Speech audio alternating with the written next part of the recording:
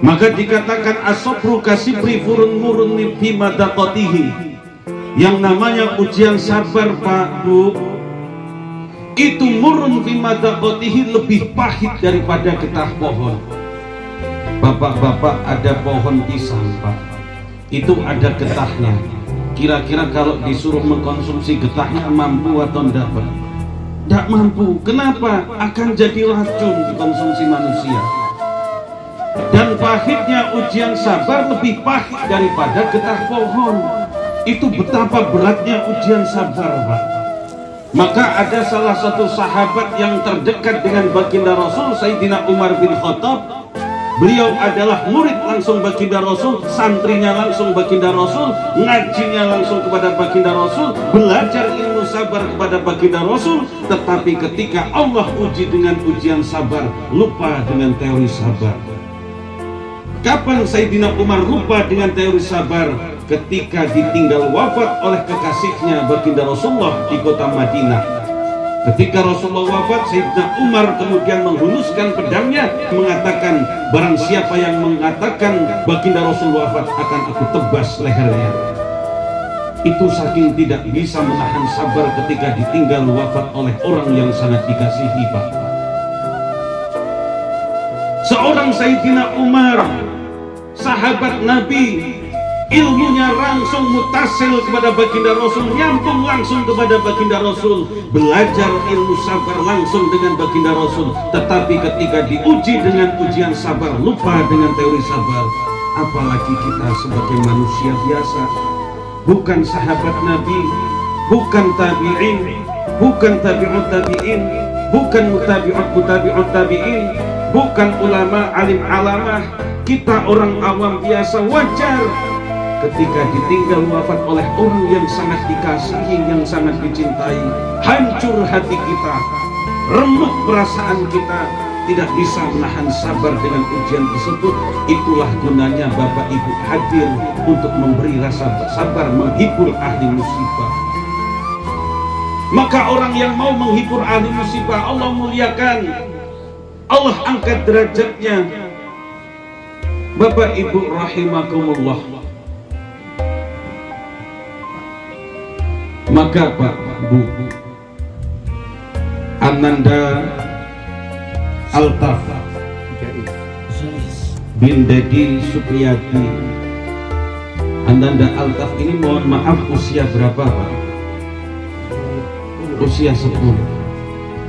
Dalam kaidah fikih, usia 10 tahun itu ada yang sudah akil balik, ada yang belum akil balik.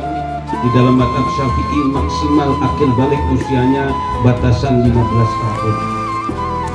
Jika Ananda Altaf ini kemarin diambil oleh Allah, dicabut nyawanya oleh Allah dalam keadaan belum akil balik, maka anak yang belum akil balik, menurut menurut Sayyidina Ibnu Abbas.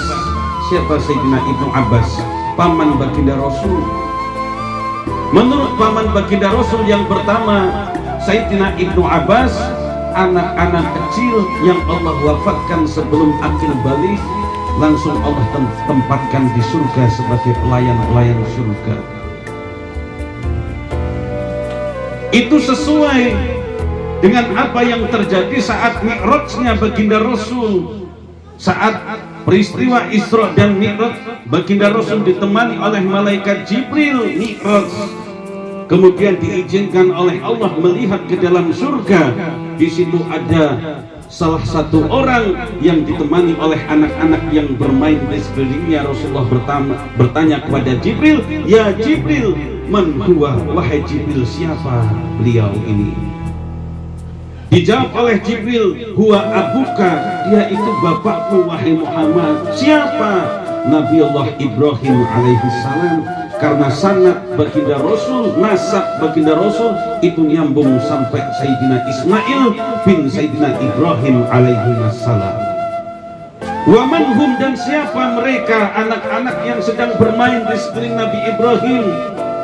Siapa mereka yang melayani Nabi Ibrahim di surga? Mereka adalah anak-anak yang diwafatkan oleh Allah sebelum akil balik. Makanya alam barzah ini alam pemisah. Adanya alam barzah ini hanya untuk menempatkan orang-orang yang nanti akan dibangkitkan lagi, yang akan dimintai pertanggungjawaban oleh Allah di padang mahsyar, di yaumil mizan, di yaumil hisab. Sedangkan anak kecil sebelum balik dia tidak akan punya dosa, Pak. Ketika dia berbuat salah, dia nakal, maka tidak dihukumi dosa di hadapan Allah. Kalau dia ngaji, dia sholat, pahalanya didapatkan oleh kedua orang tuanya.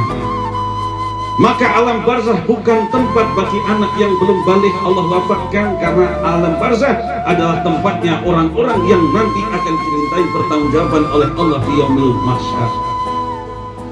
Maka jika Ananda Altaf ini wafat sebelum balik, maka betapa beruntungnya hakikatnya. Hakikatnya betapa beruntung kedua orang tua ini sudah mempunyai tabungan di akhirat yang nanti akan menolong kedua orang tuanya memberi syafaat. Amin Allahumma. Tapi Pak, Bu, yang namanya berita seperti ini belum tentu bisa menghibur. Tadi kami sampaikan di awal betapa beratnya ketika orang itu diuji dengan ujian sabar. Wala nabluwannakum bisyai'in minal khaufi wal ju'. Allah uji dengan ketakutan dan kelaparan. Takut tidak punya harta, takut miskin, takut kelaparan, takut kematian, takut ditinggal oleh orang yang dikasihi. Allah uji dengan itu semua. Tadi yang dibaca oleh Ustaz Aid Saifullah. Bapak Ibu rahimakumullah, maka mudah-mudahan hadirnya kita pada malam hari ini benar-benar sebagai tasobur, bisa menghibur ahli musibah, bisa menenangkan hati ahli musibah. Kita hadir memberikan rasa sabar yang lebih kepada ahli musibah yang begitu berat ditinggal oleh Ananda Altaf, putra kesayangan. Tidak semua bisa, Pak, untuk melalui ujian sabar. Maka banyak orang itu kemudian jadi murtad. Kenapa? Karena tidak tahan dengan ujian sabar.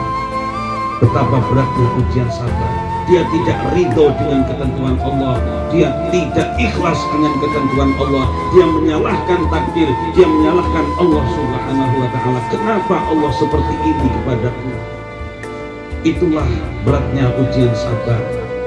Bapak Ibu rahimakumullah, mari sama-sama kita doakan, mudah-mudahan terkhusus Bapak Dedi Supriyati beserta Ibu diberikan kesabaran yang lebih oleh Allah Subhanahu wa ta'ala, diberikan ketabahan, keikhlasan, keridhaan dalam menghadapi ujian yang sedang diberikan oleh Allah Subhanahu wa ta'ala.